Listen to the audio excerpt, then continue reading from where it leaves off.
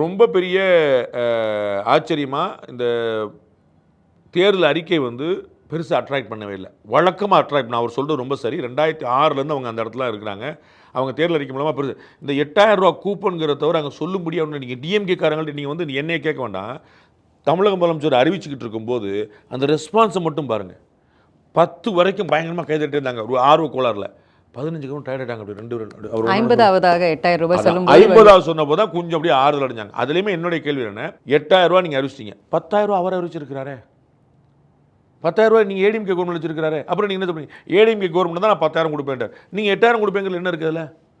அதோட கம்மியாக இருக்கு. நான் 10,000 கொடுப்பேன்னு சொல்லியிருக்காங்களா, 10,000 15,000 கொடுப்பேன், நீங்கள் கொடுக்குறீங்க கொடுக்கல, ஒரு தவணையாக கொடுக்குறீங்க, 2 தவணையாக கொடுக்குறீங்க. அது அப்புறம் நீங்கள் போன எல்லாருமே கேட்குறாங்க, பாஜகலேருந்து எடுமை எல்லாருமே கேட்குறாங்க, நீங்கள் போன முறை சொன்னது எவ்வளோ நிறைவேற்றிருக்கீங்க?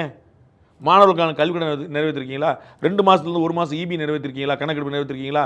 பால் விலை நிறைவேற்றிருக்கீங்களா? டீசல் கூட பண்ணிருக்கீங்களா? சிலிண்டர் கொடுத்துருக்கீங்களா? 1,50,000 லட்சம் பேருக்கு வேலை கொடுப்போம்னு சொல்லியிருக்கிறாரு. 50,000 பேர் தான் வேலை கொடுத்துருக்கேன்னு அவங்களே ஒத்துக்கிட்டாங்க. லாஸ்ட் 5 இயர்ஸில் 50,000 பேர் தான் வேலை கொடுத்துருக்காங்க. அங்கே எவ்வளோ காலியிடம் இருந்தது, இப்போ எவ்வளோ காலியிடம் இருக்குது? 1,50,000 பேர் காலியிடம் இருக்குதுன்னு முதலமைச்சர் ஒப்புக்கிறார்.